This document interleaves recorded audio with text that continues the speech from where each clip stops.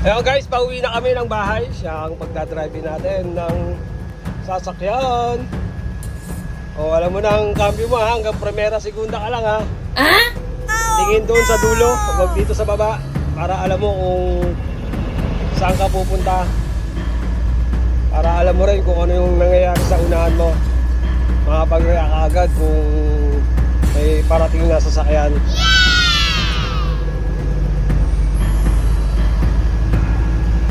Ayun guys, wala namang problema sa pagturo dito. May student driver naman na siya. At ako professional driver naman ang aking hawak na lisensya.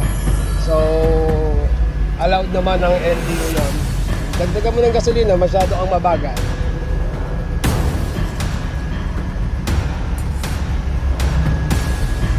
Medyo mabagal pa siya mag-drive. Okay lang yan. Basta yung kalsada na to, makuha niya yung tamang posisyon sa pagdadrive. Huwag kang titingin sa baba, sa dulo ka tumingin. Apply ng gasolina or diesel. Ang labas namin neto guys sa may Paradise High School. Nandito nga pala kami guys sa San Jose del Monte, Bulacan, sa Tungkong Manggap. So kinuhanan na natin siya ng student driver kasi mag-80 na siya sa June, July. Sa June. So sakto alalay. Apply preno. Ayan, good. Primera. Okay, di ba? 2 oras pa lang kami nagtuturuan dito. Segunda. Huwag mo biglain bitaw ng clutch. Kasi pag binibigla mo bitaw ng clutch, alalay. May kasalubong, may tao sa kanan. Huwag mong pipinahan yung tao. Delikado yun.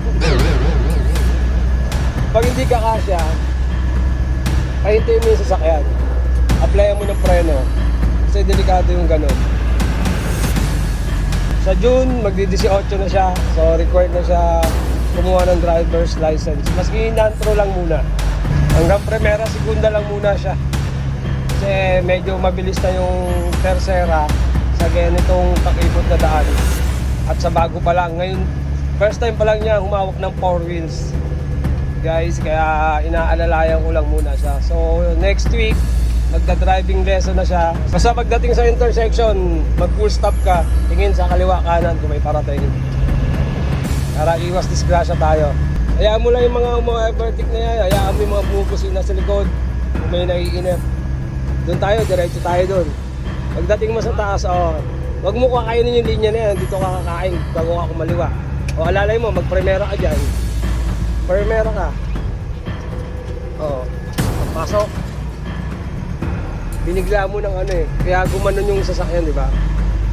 Kasi magdaan-daan lang bitaw ng clutch. Alalay ka lang.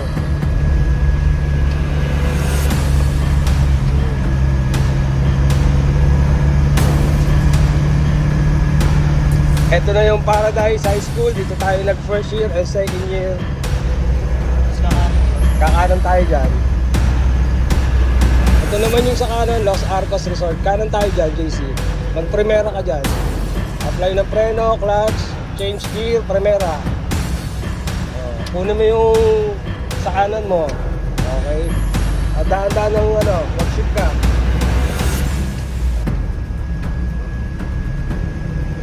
Yan guys, papasok na kami ng Altarasa Subdivision. Walang lubak-lubak Iwas mo naman sa lubak, kaliwa konti. Tingin sa side mirror bago kumaliwa. Yan.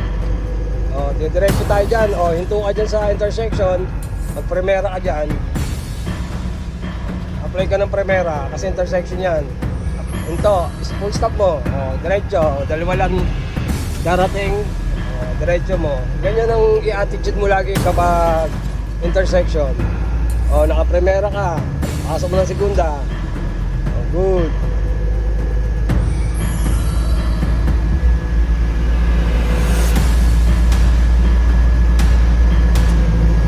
Nandito Nandito na tayo sa loob ng Altarasa. Ang labas natin na ito sa tapat ng Pleasant Hill Subdivision.